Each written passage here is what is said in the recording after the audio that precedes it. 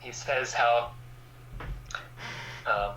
Nityananda Prabhu is Balaram, who has appeared to accompany Krishna in his pastimes as Sri Chaitanya Mahaprabhu.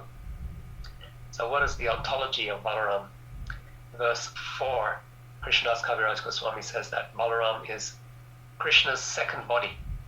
He's not an incarnation, but he is an expansion, svamsa. There is a difference. Svamsa is, like in the rasa dance, Krishna expands himself. Here we don't say those are Krishna's incarnations when he expands in the rasa dance, or when he expands in Dvaraka to accompany the 16,108 princesses or queens of Dvaraka. We don't say those are his incarnations, those are his expansions. So Balaram, he is also an expansion of Krishna. That's how he's understood. The difference, Prabhupada says, that his form, Prabhupada says the structure of his body, that he's an expansion, but his difference is in color and his mood. So in tattva, in identity, they are the same, but in bhavana, in mood, and in complexion, they're different. Krishna is blackish, Balaram is whitish. Krishna is Sevya Bhagavan, he is the Lord who is served. And Balaram is Sevak Bhagavan, the Lord who serves.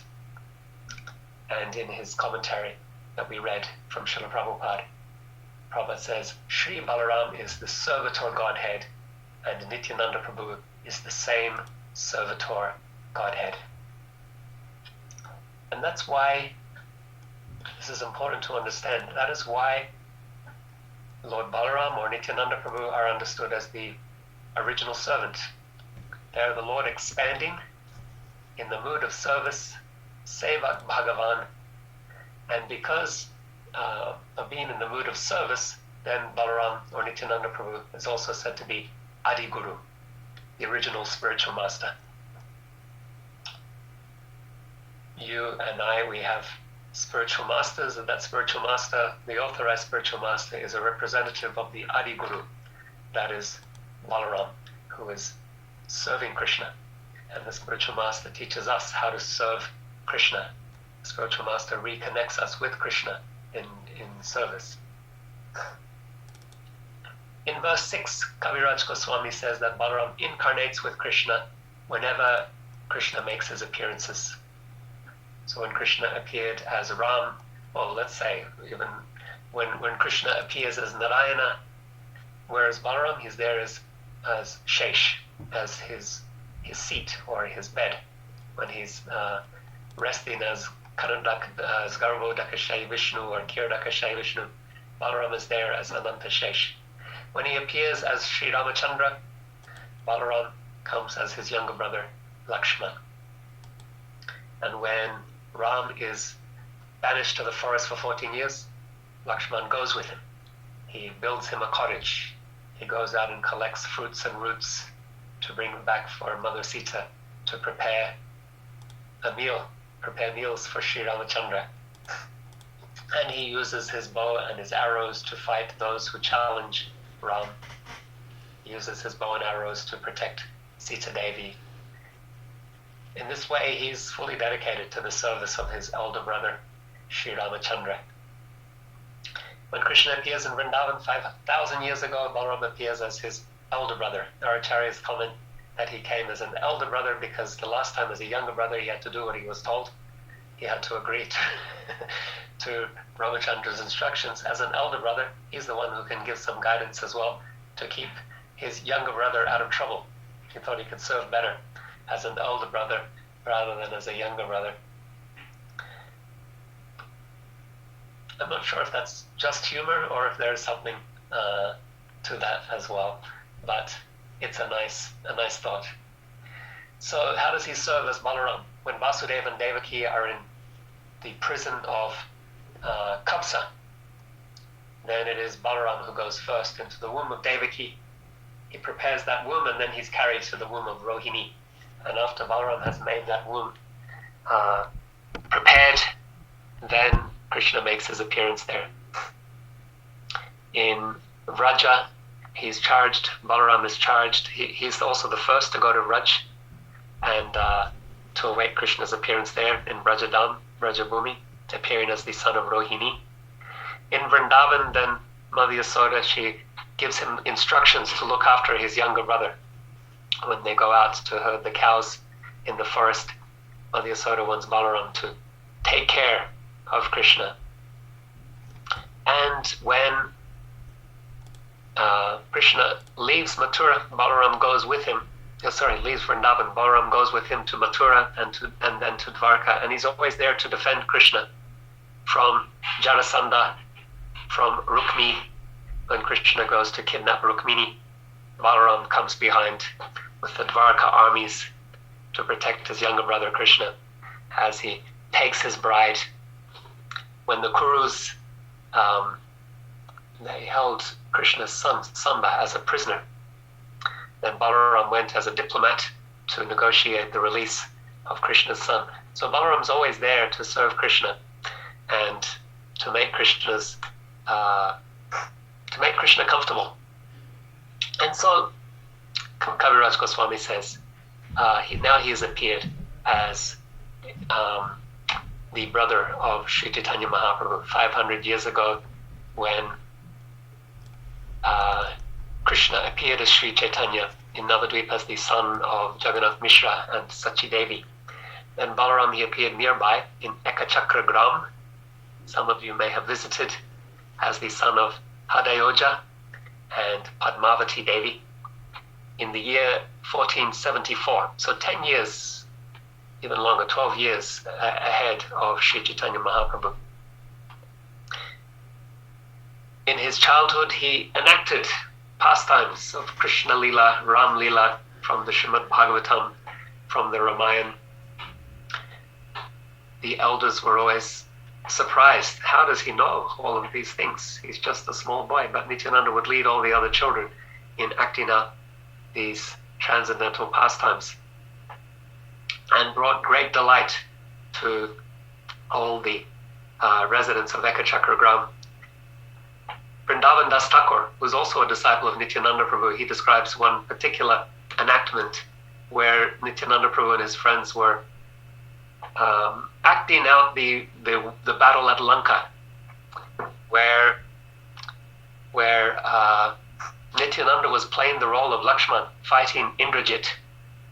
And Nityananda would be telling the other boys what to do. Okay, Indrajit, now you fire your arrow. And so Indrajit fired his arrow, and Nityananda fell down. He's Lakshman, he's been hit by the arrow of Indrajit. But he was so immersed in the Leela that he actually became unconscious, and everyone became worried. The boys gathered around him, they couldn't revive him, they called the adults. They called the Vaidya. The Vaidya tried some Osudi, some medicine, but he couldn't revive Nityananda Ram. And then one sadhu who had been watching the play, he said, wait, which of you is Hanuman? And this little boy came forward, I'm Hanuman. From the game, right? From the play. And this little boy, he identified himself as Hanuman. Which of you is Sugriva, the physician? So another boy came forward, I'm Sugriva. Okay, Sugriva, you have to tell Hanuman to bring Sanjeevani from the Himalayas. And so the boy ran off. He went to the Himalayas, found some grass, brought it back. And then the sadhu, he says, okay, now Sugriva, you must crush the Sanjeevani and hold it beneath Nityananda's nostrils, and he will be revived. And they did. They held the crushed, whatever it was, some leaves or something, beneath Nityananda Prabhu's nostrils, and he came out. He was playing the pastime, but he came back to consciousness. So like this, he had a very deep understanding of all these pastimes of Krishna and Ram, and the adults, they just marveled at how he knew such detail to these pastimes. Of course, he's the Supreme Lord. He's playing his own pastimes, and so of course he knows them all in intimate detail. When he was about 12, a sannyasi came through Ekachakra, and he asked Hadayoja and Padmavati for bhiksha. He's a bhikshu, so he's a beggar, and he asked for dana, for charity. And the charity he requested was that they give their son as a traveling brahmachari assistant. And so, broken-hearted, Hadayoja and Padmavati, they gave their son over to this sannyasi. And Nityananda traveled for about 20 years to all the holy places of India. And he was waiting for the appearance of Sri Chaitanya Mahaprabhu. Once that sannyasi passed away, Nityananda Prabhu waited in Vrindavan. And then when he heard that Sri Chaitanya Mahaprabhu had inaugurated his Sankirtan, he came to Navadvip Dham to assist him. That was in the year 1506, some say. So you can see that place where they first met, the house. There's a temple there now. It was the house of Nandanacharya. Previously I had an apartment in Mayapur, and the balcony was overlooking that place where I had a direct view to the house of Nandanacharya. And I would delight in remembering that pastime. When they met at the house of Nandanacharya, they became unconscious in one another's embrace.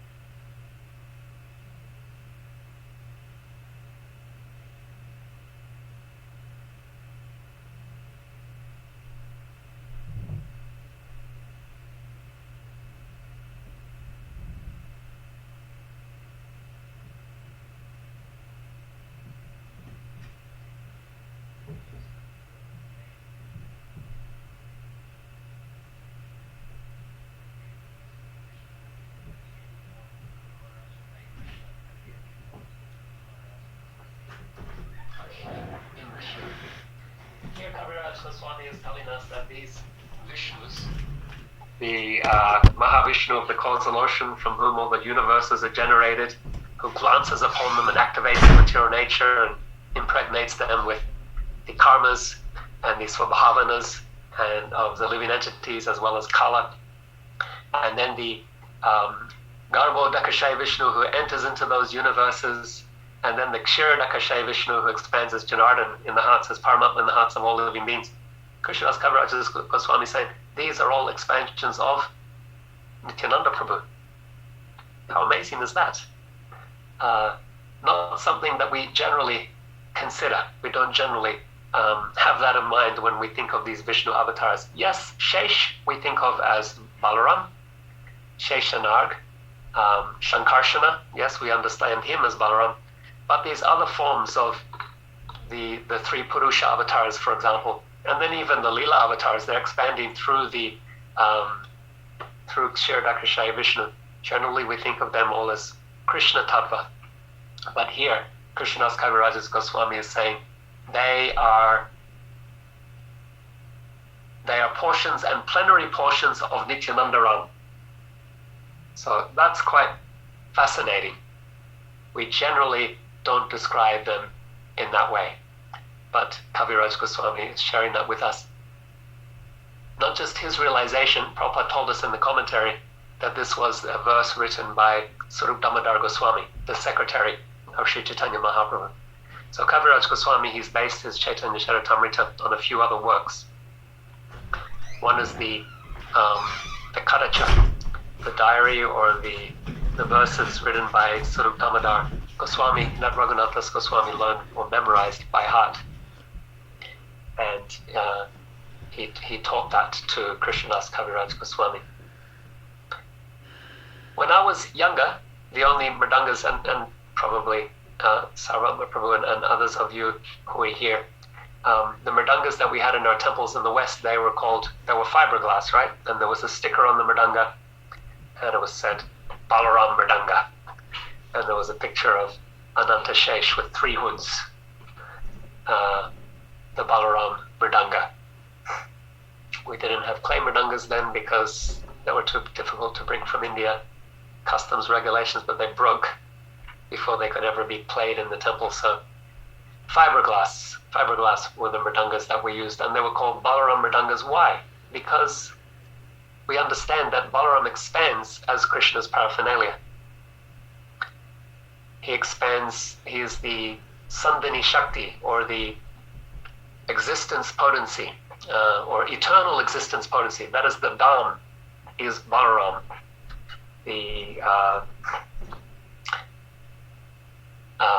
And then even Krishna's own existence, it is Balaram personifies that aspect of it. Eternal existence is personified by Balaram by virtue of this Sandhini Shakti.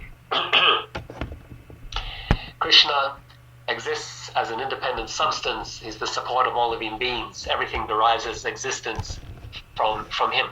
But then Krishna's mother, his father, his abode, his bedding, his seats, his house, they're all transformations of this potency. And so because Balaram is the foundation and support of existence, we pray to him for strength and for support. All the planets, you can read in the 5th canto of Srimad Bhagavatam, it says all the planets rest on the hoods of Ananta. And Prabhupada says that the gravity by which they're able to maintain their orbits is the strength of Balaram. So Sandhini Shakti is also identified with Krishna's all-pervasive feature of Brahman, or in this world as Virat Rupa. So we read in verse 8 how Balaram, or Nityananda Prabhu, expands as 5 forms to serve. And in the purport, Prabhupada listed them. One is Balaram or Nityananda, personifying this Sandhini or eternal existence potency. 2 was Shesha, expanding as Krishna's dham and as his seat and as his shoes and as his stick and as his umbrella and all other paraphernalia. 3 was Karanadakashayi Vishnu, that is Mahavishnu, from whom the universes are generated. 4 was Garbhodakashayi Vishnu, who enters into each universe from his navel, the lotus sprouts on which Brahma appears in the stem of that lotus of the 14 planetary systems.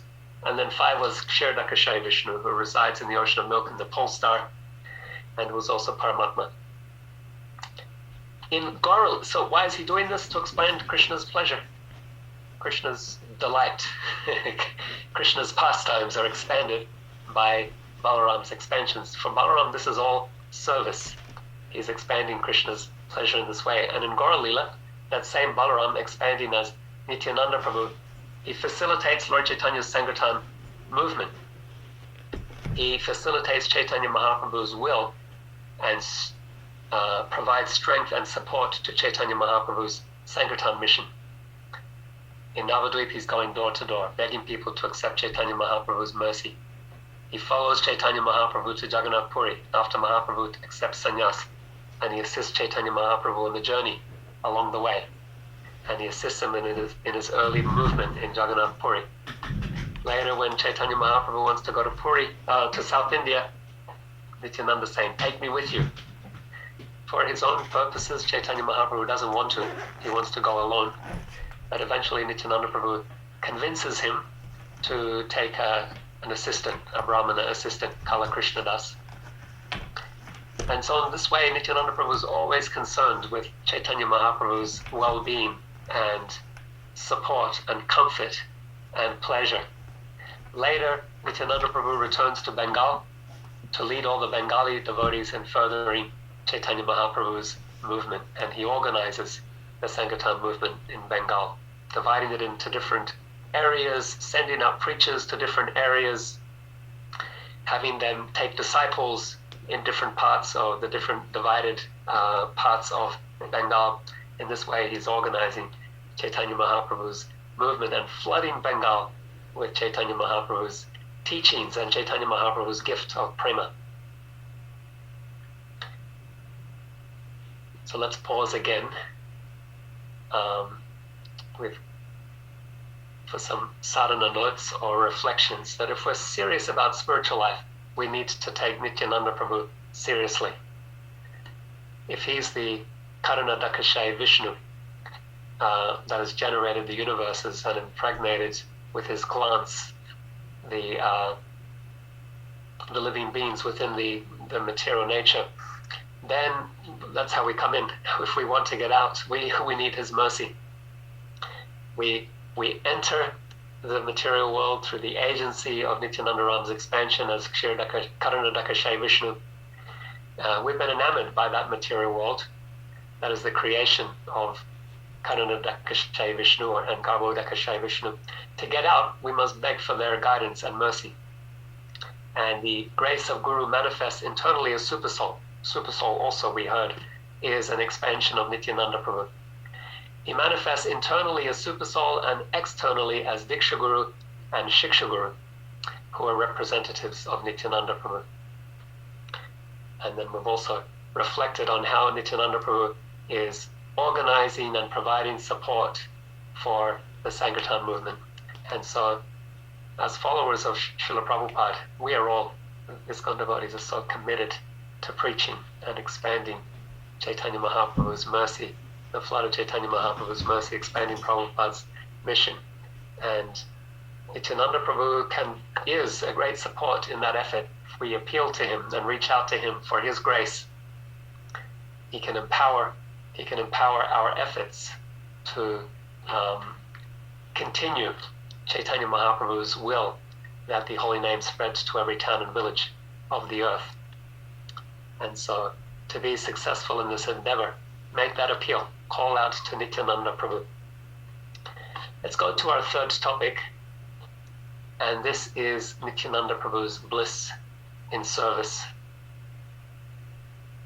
We've heard how he's expanding. He's non-different from Balaram, and he's expanding to assist Krishna. We've heard how he is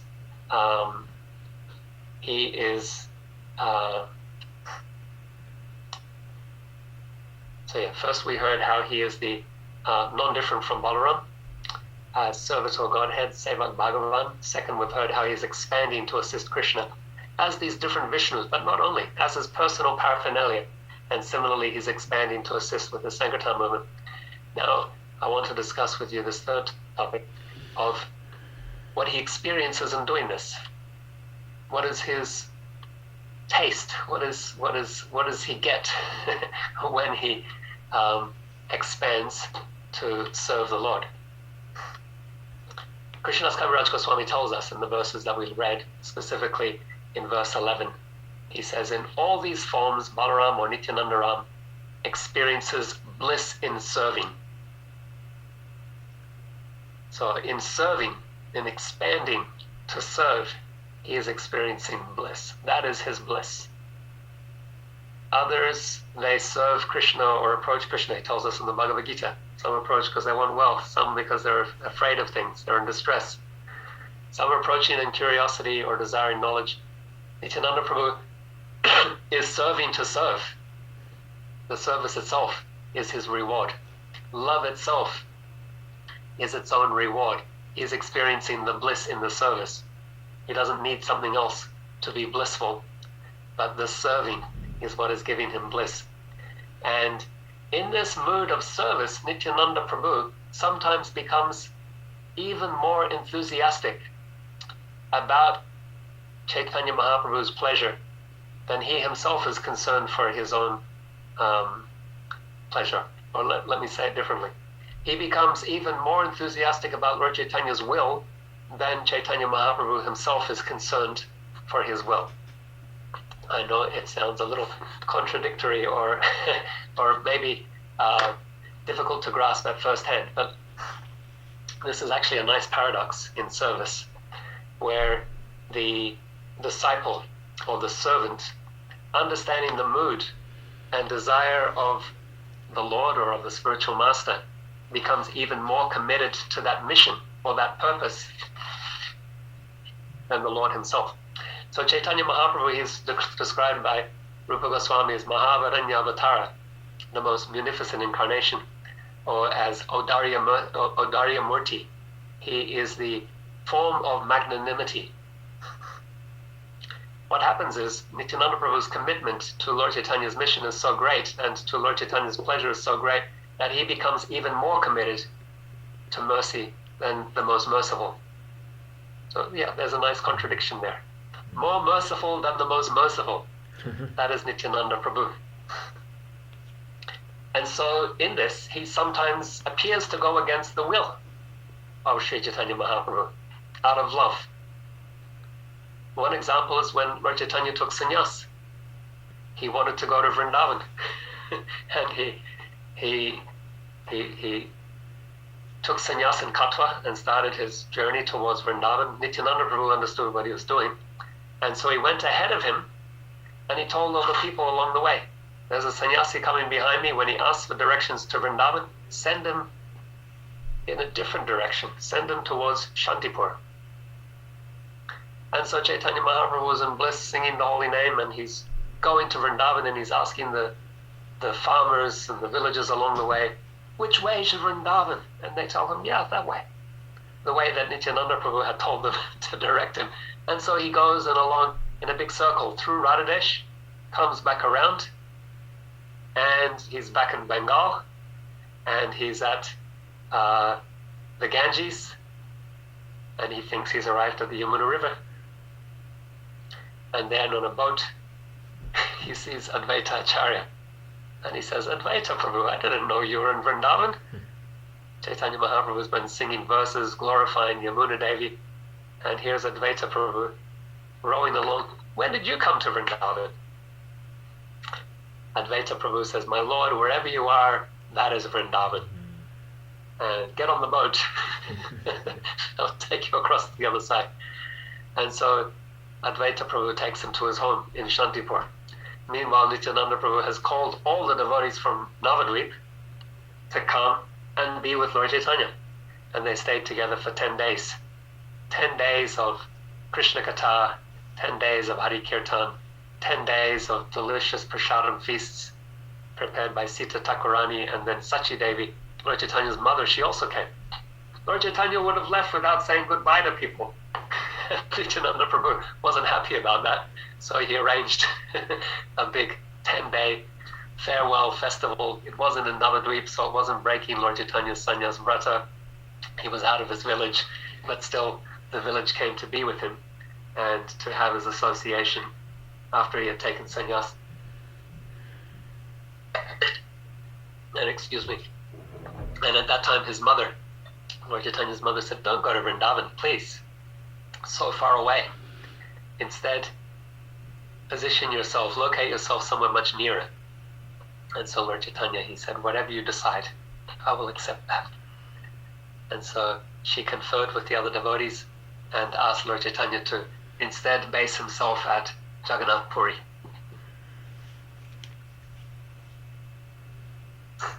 And so that was the arrangement of Nityananda Prabhu. He went against Lord Chaitanya's will, but he made this wonderful arrangement to expand the love, the bliss of Sri Chaitanya Mahaprabhu, that yes, he's committed to his sannyas vrat, but he would much prefer to have this. He'll be much happier having this opportunity to be close with his devotees and to have these intimate moments with the devotees and to engage in Hari Kirtan and Hari Katha and wonderful prasadam feasting as well.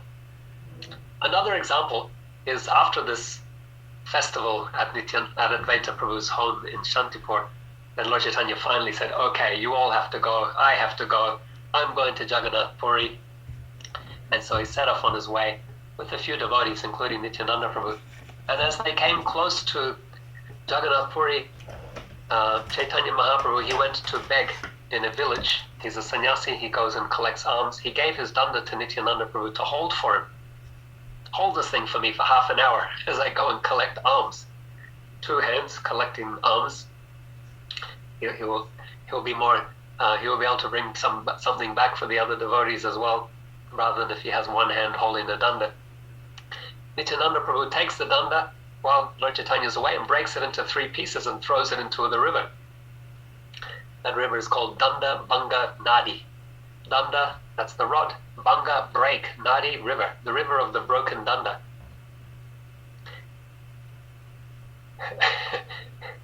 Lord Chaitanya, he came back from begging and started on his way and he says, where's my danda? And Nityananda Prabhu, he received some chastisement, but it was a pretext that Lord Chaitanya had, that he says, you all stay here, I don't want to travel with you. And he went alone. And he went alone and saw Jagannath in the temple. And he could be with Jagannath in an intimate way without those associates who had accompanied him. So Nityananda Prabhu had given him that pretext. But there are other explanations. This is a very esoteric pastime, difficult to understand. Let me say, mysterious pastime. One explanation is that in breaking, so Chaitanya Mahaprabhu has taken sannyas because he wants to spread love of Godhead. It's part of his Sankirtan commitment that he takes sannyas. And so Nityananda Prabhu has seen the danda as a kind of a manifestation of that desire. And so he wants to break open the love that Lord Chaitanya has and throw it into the river. Let it go out to the sea and flood the world with Lord Chaitanya's prema. That's another explanation that is given, among others as well. The most famous example of Nityananda Prabhu intervening and appearing to go against Lord Chaitanya's will, like stopping him from something that he wants to do, is in the pastime of Jagai Madai. Famous pastime. We all know the pastime. Jagai had broken a clay pot on Nityananda's head and drawn blood. Nityananda Prabhu, he had been going through the marketplace of Navadvip and asking people, please take this name of Krishna. Lord Chaitanya had asked him to distribute the name, and so he was doing that. He was committed to that.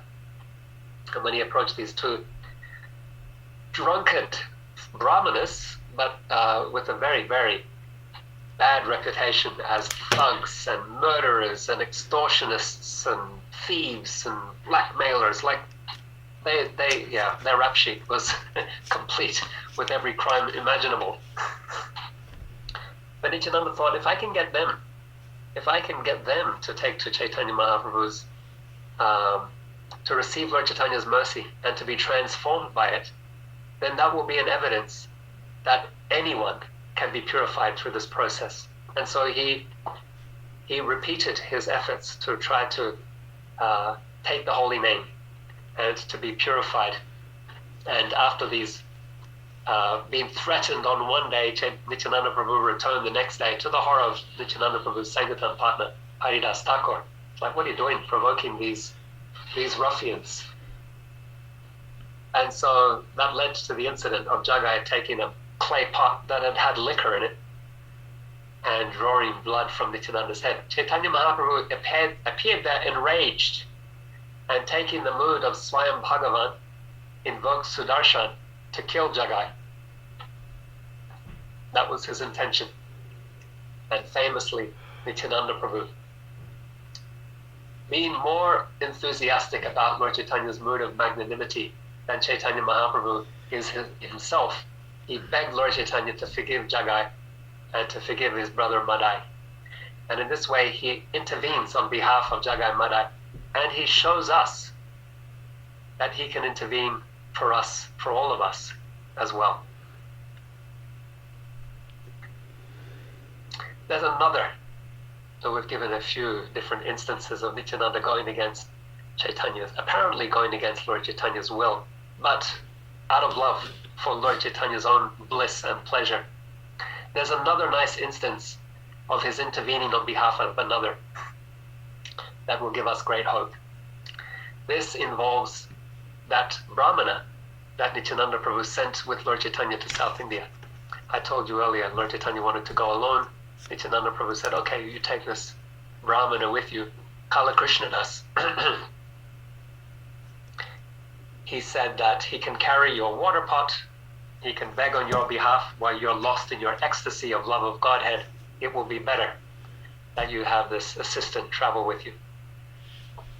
Unfortunately, during this travel, Kala Krishnadas became seduced by some Bhattahari women, and he left Lord Chaitanya's service to be with these Bhattaharis. These Bhattahari, they're like nomads, like gypsies. They didn't have a fixed abode. They had their camp, they would travel. This was in Karnataka. And so Chaitanya Mahaprabhu, he went into the Bhattahari camp, grabbed Krishnadas by the hair and carried him. Lord Chaitanya is very tall and strong. And he carried Kala Krishnadas out of the Bhattahari camp. They apparently were throwing weapons at him. They came at Lord Chaitanya with weapons, but he used his power to deflect those weapons that were hurled at him by the Bhattaharis. In this way, he rescued Kala Krishnadas, engaged him in his service again, but once he returned to Jagannath Puri, he dismissed Kala Krishnadas and sent him away. He told all the devotees what Kala Krishnadas had done, and he said, I no longer want to accept Kala Krishnadas' service. Nityananda Prabhu intervened. He found a way, out of his love and compassion, he found a way that this exiled Kala Krishnadas could continue to serve Sri Chaitanya Mahaprabhu. And that is, Kala Krishnadas was sent to Bengal as a messenger. He was told that he should go and meet Mother Sachi, he should meet Advaita Acharya, he should meet Shivananda Sain, and he should meet all the other devotees and tell them about Lord Chaitanya's travels in South India. All these devotees who hadn't seen Chaitanya Mahaprabhu for 4 years, an extended period of time that Mahaprabhu had been away traveling. They were dying for news about him. And so Kala Krishnadas had the service to go and describe all of Lord Chaitanya's wonderful pastimes while traveling in South India.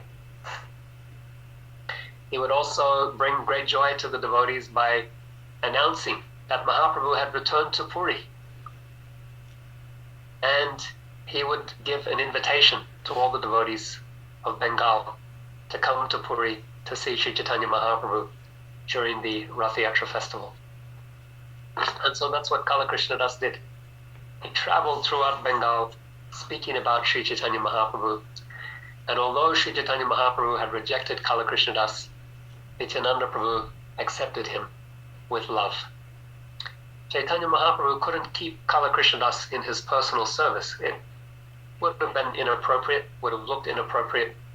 But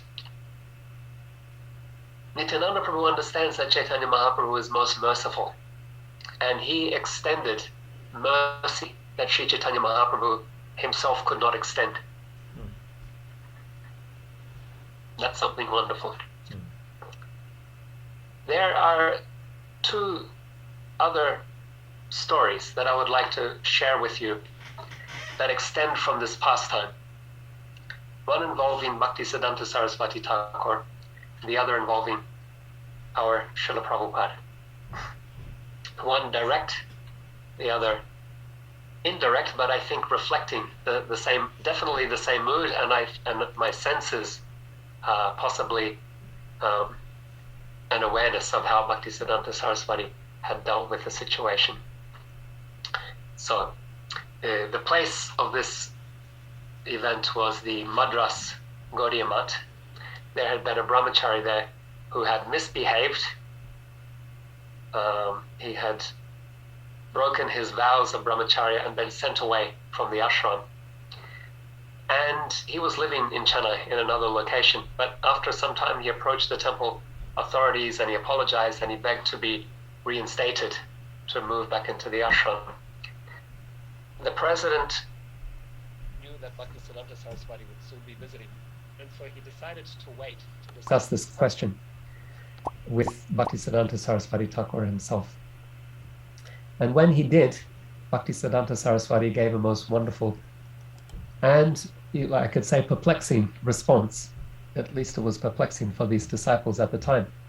He said, as the Acharya and as the representative of Sri Chaitanya Mahaprabhu who rejected Kala Krishnadas, how can I agree for his reinstatement? I can't. He said, but as followers of Nityananda Prabhu, you may be merciful and you may keep him. So he said, I can't agree, but you might be merciful to him.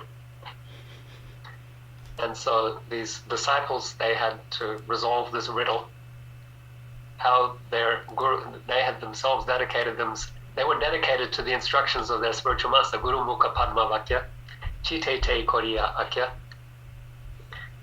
and dedicated to the words spoken from the lotus mouth of my spiritual master. And so he was saying that he couldn't accept, but as followers of Nityananda Prabhu, the Gaura Bhaktavinda, under the direction of Nityananda Prabhu, they should keep him. Tamal Krishna Maharaj tells a similar story regarding a devotee in the ISKCON Calcutta temple. This devotee had repeatedly misbehaved and been forgiven and given another chance and then misbehaved again. And so I think his issue was I think anger. He would get angry at devotees, and then there would be, So he was running out of, devotees were running out of their tolerance. And so Tamal Krishna Maharaj, he was the GBC for India at the time, and he asked Srila Prabhupada, what are the limits of the mercy that can be bestowed upon such a person? And Prabhupada, he replied, Nityananda Prabhu is infinitely merciful. In other words, there is no limit. We find a way to help devotees in whatever position they are. That is the mood of Nityananda Prabhu. In this instance, Prabhupada didn't take the position of Acharya representing Sri Chaitanya Mahaprabhu. Rather, he took the position of the devotees headed by Nityananda Prabhu. His mood of mercy is such that the devotee becomes more merciful than the most merciful. So Prabhupada was taking that role. Even though he was the Acharya, still he was seeing himself as the representative of Nityananda Prabhu, who would be infinitely merciful upon this devotee. And what's interesting is that Prabhupada, he established Nityananda deities all across the earth, installing Gaurnitai in all of his temples. As we came online, we saw the installation of Shri Shri Gaurnitai in Gita Nagari. And this is actually a break with tradition, as Bhaktisiddhanta Saraswati had established Gauranga with Radha and Krishna. When you're in Mayapur, you might visit the Chaitanya Math. That was the headquarters of Bhaktisiddhanta Saraswati Thakur, and you'll see the main altar is Gauranga, Gandharvika Giridhari. And similarly, all of his other temples, it's the pictures of Guru at the bottom, and then there's Gauranga. So Guru, Gauranga, Radha, and Krishna. That was the altar that Bhaktisiddhanta Saraswati established. And then Prabhupada, he established Gaurnitai as a starting point everywhere. Gaurnitai. Radha and Krishna may come or may not come, but always Gaurnitai were there. So we might understand that in doing this, Prabhupada is appealing to Nityananda Ram as the Adi Guru to deliver people in foreign lands, Paschatya Desha. Prabhupada is the deliverer of people in the foreign lands, and by the mercy of Nityananda Prabhu, to bring us to the lotus feet of Sri Chaitanya Mahaprabhu and to the lotus feet of Sri Radha and Krishna. And this is Narottam Das Thakur's recommendation. He recommends approaching Lord Chaitanya through Nityananda and approaching Radha and Krishna through Lord Chaitanya. So I'll pause again for some sadhana reflections here. Nityananda Ram is showing us that there is more pleasure, there's more bliss in serving. The service itself is its own reward. And he also demonstrates that there is more mercy available from those who love Krishna than from Krishna himself. And this is a principle of our philosophy and our practice. We approach Krishna's devotee. We recognize that there's more mercy available from the devotee than from Krishna himself. Specifically, today we're reflecting on how there's more merciful available from Nityananda Prabhu than from Sri Chaitanya Mahaprabhu. There's more merciful available from Guru than from God himself. So let's conclude then. Today is Nityananda Ram's appearance day. It's a great opportunity for all of us to pray for mercy from this original servant, Sevak Bhagavan, who was also the original Guru, Adi Guru. If you don't have a spiritual master, you can pray to Nityananda Prabhu to connect you with Guru. If you have a spiritual master, you can pray to Nityananda Prabhu to help you deepen that relationship. You can also pray to be given the knowledge that will help in deepen your understanding of your relationship with Krishna. That's Sambandha Gyan. That's under Balaram or Nityananda Prabhu's jurisdiction. And we can all pray for an intervention. We need his intervention. Although we are not qualified, and we will never be qualified. We will show our eagerness by our efforts, by our sadhana, but we will never be qualified by our efforts. And so although we are not qualified, we can beg Nityananda Prabhu for his mercy, that we may be accepted despite our disqualifications. So I'll take some questions, but before I do questions or comments, I would love to hear any comments or reflections as well, seeing as we have some time available. Before we do, I'd like to offer a prayer. Dear Nityananda Ram, O Supreme Personality of Servitor Godhead, O Adi Guru, original spiritual master, interceding on behalf of the conditioned souls, you petition Sri Chaitanya Mahaprabhu saying, O brother, what will happen to those most distressed and fallen jivas of Kali Yuga unless you show your mercy on them? Please show them the way by which they can approach your lotus feet. Nityananda Prabhu, these compassionate words of yours fill our hearts with hope, for we are dependent on your mercy. All right. So let's see. If you have any questions or reflections, you could either unmute yourself or type it in the chat, and we can. Yes, Agari Krishna Prabhu. Hare Krishna Prabhu, thank you so much for your insightful class. My question relates to the characteristic of the Parampara and Lord Nityananda being more merciful than Lord Chaitanya. And my question is there an instance where it was actually regrettable that the Lord was actually more merciful than Lord Nityananda was more merciful than Lord Chaitanya, or Lord Balaram was more merciful than Lord Krishna. And I'm just thinking of the instance with Rukmi, in that Lord Balaram intervened, stopping Krishna from killing Rukmi, but in the end, Lord Balaram actually was the one who killed Rukmi because he was incorrigible. In spite of his giving him a second chance, he just still continued his impudence.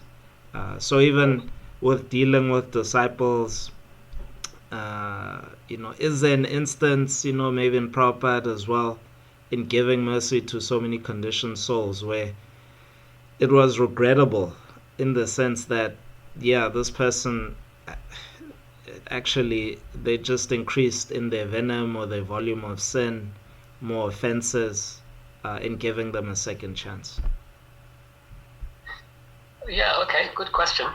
I really appreciate your reflection on Nityananda Prabhu forgiving or interceding on behalf of on Balaram, interceding on behalf of Rukmi, and then in the end being the one that actually punishes him.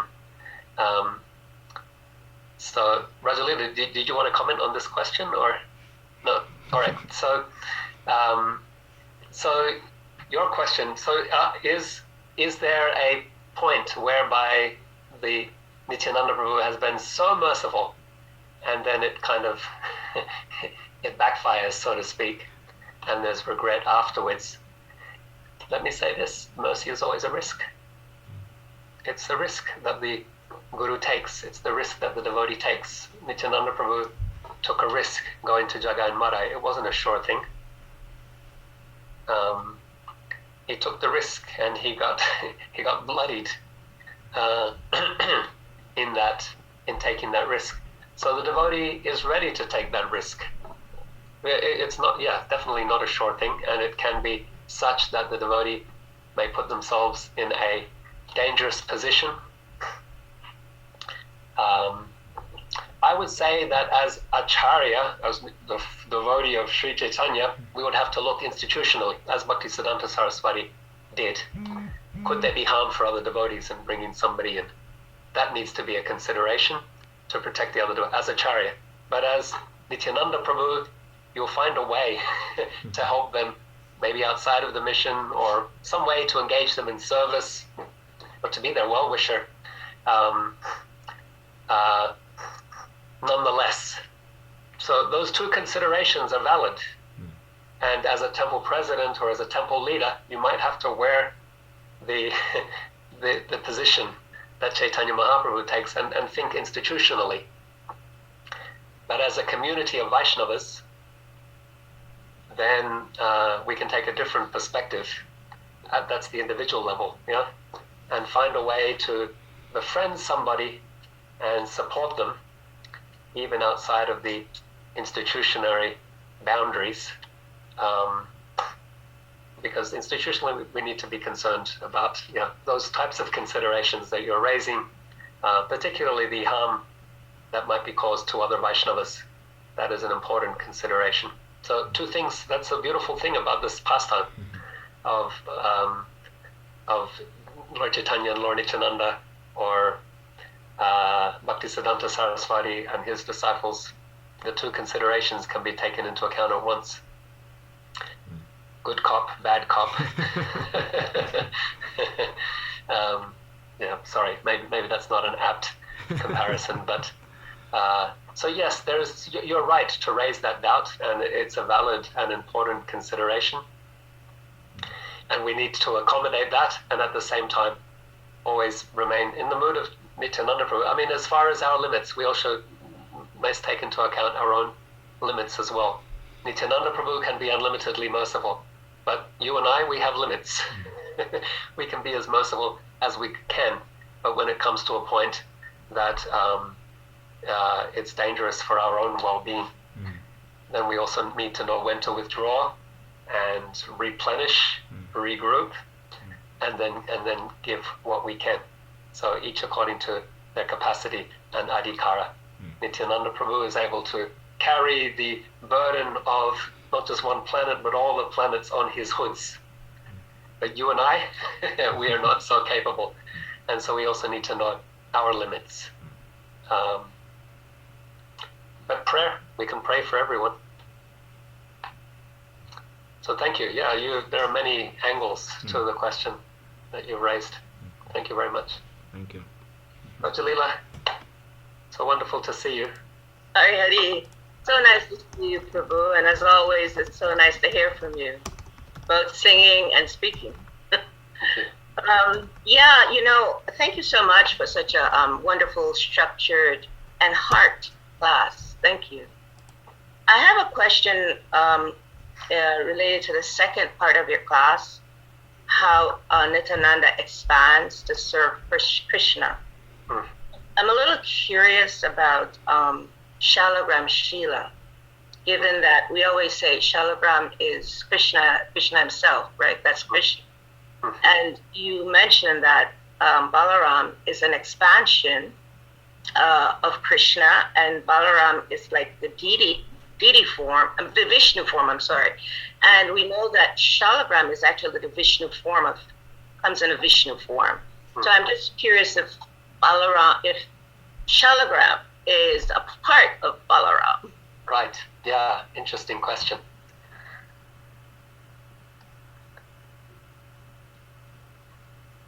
Well, okay. Shalagram Tattva is most wonderful. So generally we say Shalagram is Vishnu Tattva, but then there are the lines by which we identify the different incarnations. This one is Matsya, that one is Korma, according to the chakras and the different shapes. This one is Hayagriva, this one is Varaha, this one is Damodar. So there are some that are also described as Krishna.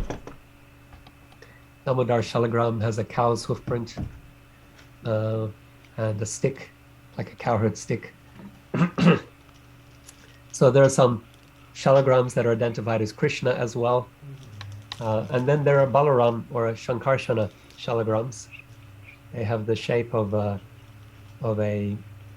like a snake's curl. So those we directly identify as Balaram. That's the specifics of your question.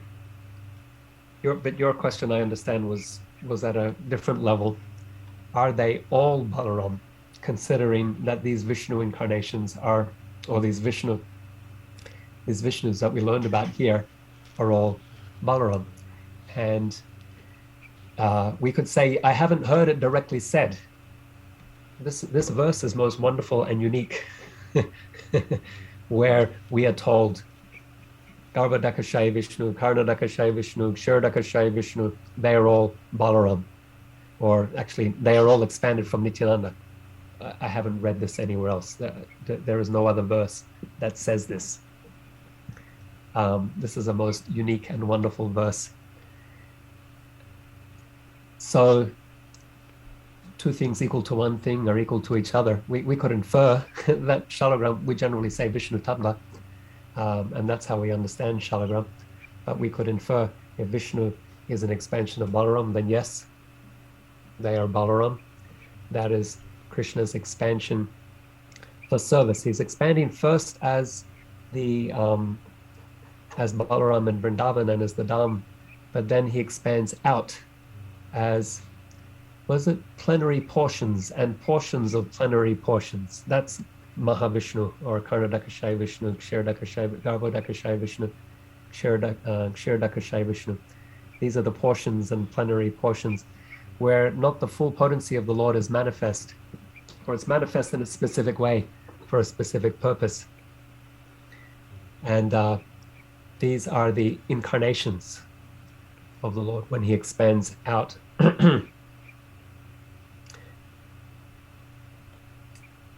So that's two answers. I have one more answer for you.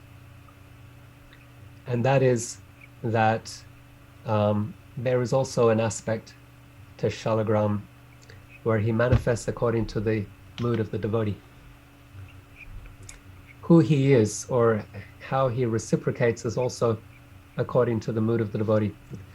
some shalagrams are not clearly identifiable, and devotees will give that shalagram a name. They will be inspired to serve the Lord in a particular way. And so, and for Gopal Bhatta Goswami, shalagram became Radharaman. That was a Damodar Shila that became Radharaman. And so, as long as the deity that the devotee is seeing there in the shalagram is of one of Krishna's or Balaram's expansions or incarnations, then he may be also worshipped in other ways. I don't know if that answers your question, but there was 3 answers. It doesn't get to what you were. No, you did. Thank you so much. I like the last one, the heart part. Right. Yeah. And also, would you be willing to share the prayer? Where did that prayer come from at the end of your class?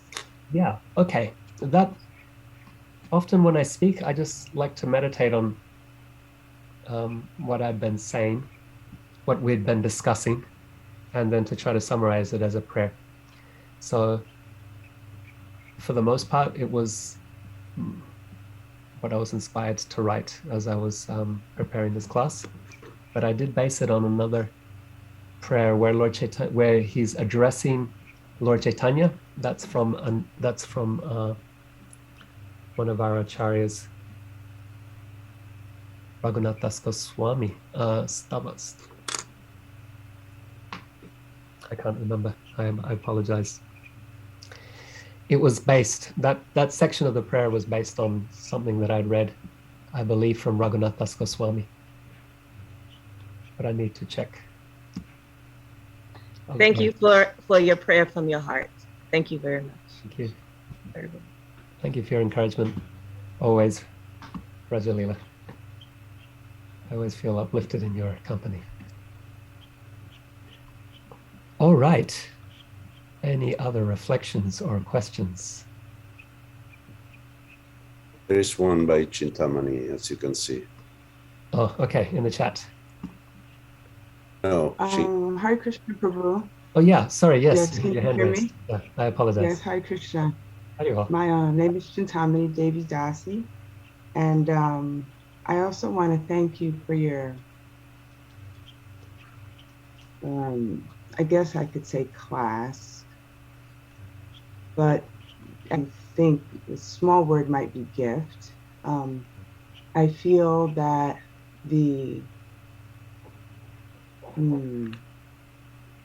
as I may want to say, the way it was divinely shared, as you share the pastimes and then a reflection, so much depth and expansion and heart transformation. So I feel by my experience of being in the class today, a much deeper churning of some attempt at understanding Lord Nityananda and the spiritual master and Krishna, and more appreciation for the mercy that's available.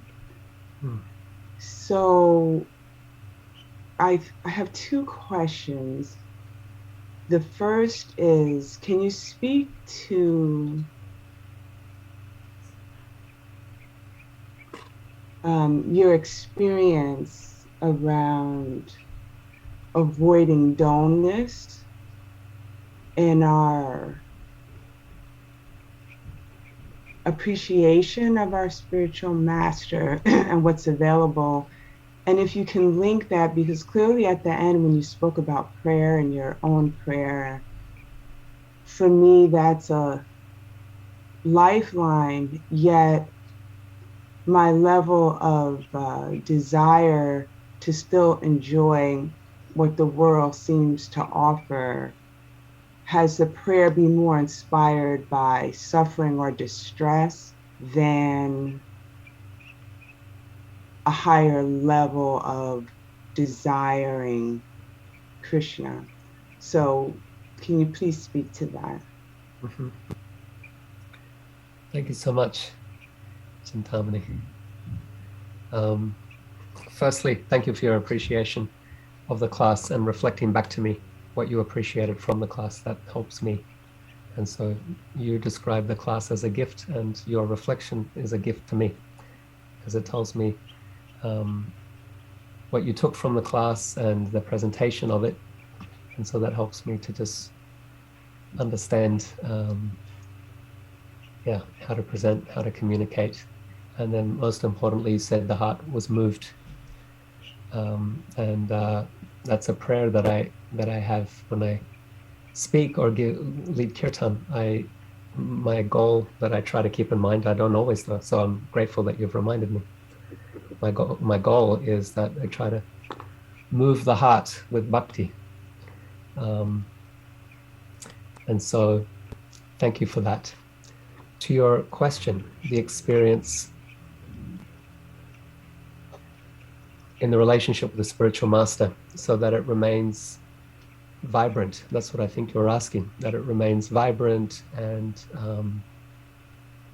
fresh, and how to retain that. I think you're asking about that in relation to the spiritual master, but in bhakti practice in general. Is that correct? Yes. Yeah, that's what I understood. And so there are two things that are coming to my mind as I reflect on your question. One is that sometimes we are impatient. We want things to happen. We want to be at the highest level very quickly. And that's a nice objective to have. But then Krishna is also encouraging us in the Bhagavad Gita to recognize our adhikara, our qualifications, and to be patient, to practice and serve according to our realization and our level of surrender, and to see our spiritual progress as a gradual staged process leading towards the highest goal. And so sometimes it's hard for us to be patient that way. And we become impatient, and then we also we become despondent or disappointed in ourselves.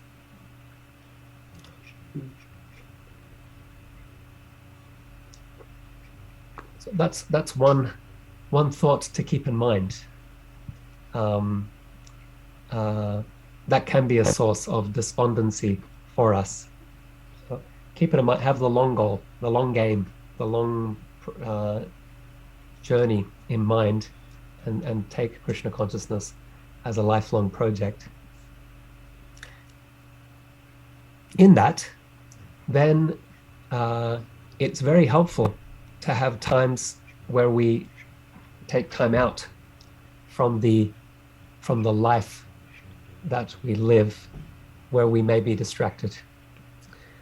So you mentioned being in the world, and there are desires and so forth that are there. It can be very helpful from time to time to step out and to retreat. So I'm using the word retreat here as a double meaning. We retreat and take a retreat and spend a little time in intense sadhana with the spiritual master in the holy dham or in a holy place like Gita Nagari, with sangha, with devotees, spend some days hearing and chanting and remembering and glorifying Krishna. Some time out to study, whatever the case, with a few friends or with a larger gathering, whatever the case may be, it can be helpful to just step out of the busy lives, the mundane lives that we lead, where we have our sadhana and we have our practice, but it, like you said, it can become, after a while, a little bit rote and a little bit dull. That was the word you used. It can become a little bit dull. So stepping out of that and recharging can be very, very helpful, and it gives us some distance to our daily life, so that when we look at things from a distance, we get a bigger picture. And when we have the bigger picture, then we recognize how important Krishna is and how trivial our day-to-day affairs are. And so then we go back into our life, but we're coming in with fresh perspective again and renewed commitment again. And it's like we start over and it's fresh. We're at a new beginning, even though it's the same place, but it's a new beginning just because we stepped out for a few days or a week or whatever the case may be. So that's something that I find very helpful and that I might offer to you. The other thing that can be helpful is like festivals like today. That's like, it can be a fresh beginning as well, like a pause on life, so to speak, and we really focus in on hearing and chanting. So festivals like today, or Kartik is another one. We become very excited about Damodar, singing the Damodarastakam, offering the lamps, hearing those pastimes during that period. And it becomes like a retreat, even maybe in our own homes, but we just have that period of more intense focus and things become enlivened again. So maybe it can be helpful if you're just aware of that potential to refresh and restart through these festivals or through taking time out for pilgrimage or just time away. Can be a good way, can be a good thing to then plan and build into our yearly life schedule or cycle so that we can keep things fresh and vibrant as well. Does that help? Beautiful. Thank you so much. And I also want to take this moment to thank Sarvatma Prabhu, because by his desire, he's bringing these beautiful classes to us weekly to help us refresh. So thank you so much, Sri Prahlada Prabhu. You've, through my spiritual master has, through you and this class, really helped so much. So I just thank you so much for your love. Jai Hare Krishna. Hare Krishna. So Sarvatma Prabhu, I think we're at time. Okay, I want to say a couple of things. Yeah, we're handing over to you. You allow me. First of all, when you spoke about Srila Bhaktisiddhanta in Madras and him saying that he wouldn't be able to manifest mercy, at least in an apparent way, and he left that out to his disciples. I've been reading and rereading the letters from Bhaktisiddhanta, where he actually says amazing things. This level of humility and compassion is inconceivable, and he says this is a thankless task to be a guru, because I have to chastise people, whereas it's such a terrible thing to do, and I'm not qualified. It was incredible. And also you mentioned about Prabhupada, the incident with the angry devotee that Tamal Krishna Maharaj recalled, and I heard a story from Amekala, who passed, the late Amekala, who was in England when Prabhupada showed up.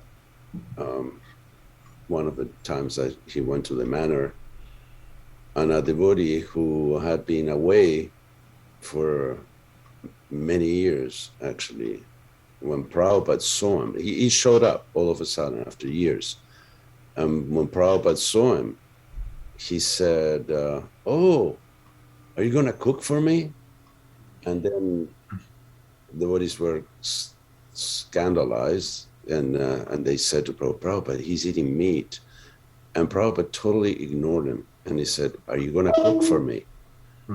And the devotee said, he was stunned. And he said, "Yes, Prabhupada.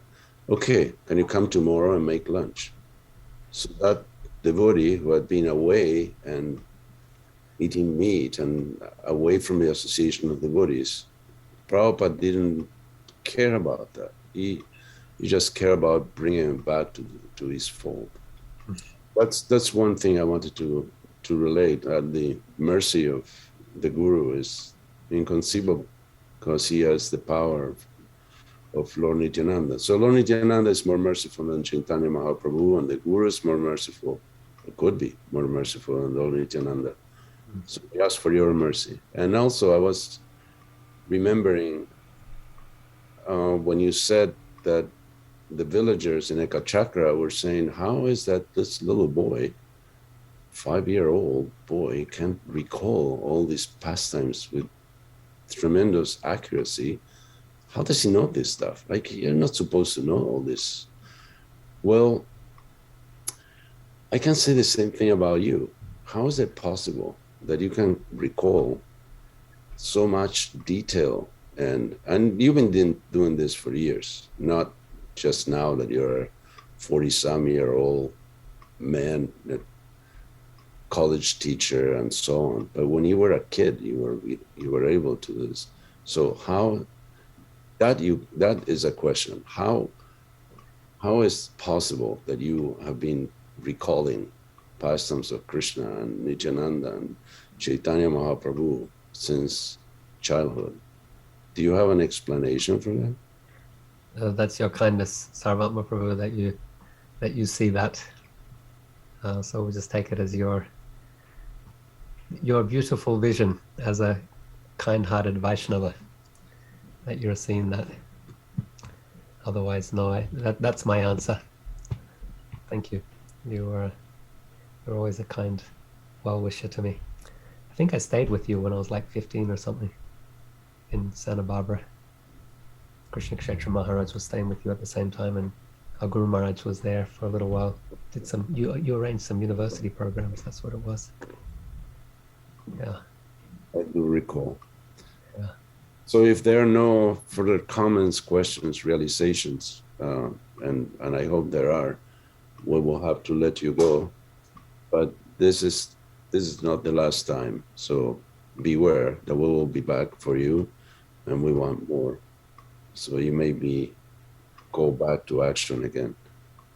Any questions? Sarvatma Prabhu, may I just share one takeaway that is really, really helpful for me, that when you started your class, Prahlad Maharaj, you said, Prahlad, I'm calling you Maharaj. Hey, listen to that. Shri Prahlad Prabhu. In the material world, we all want to be served.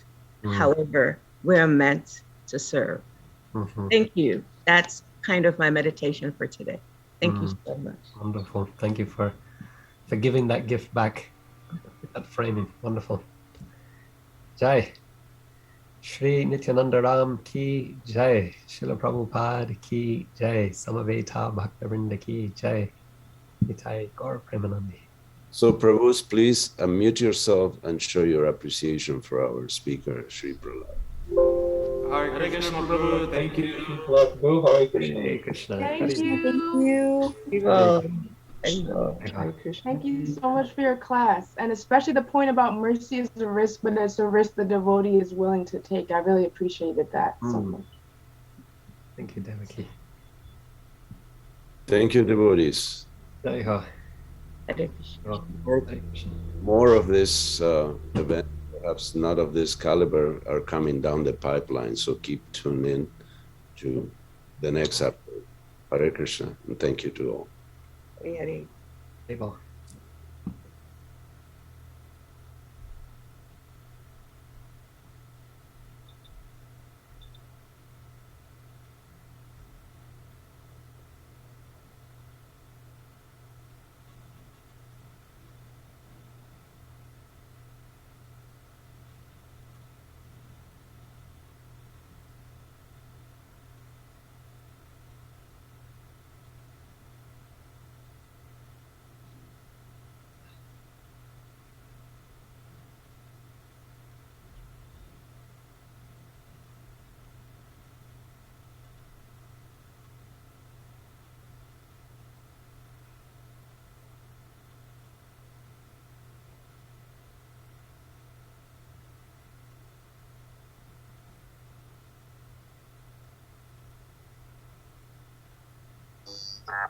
My natural musical talents.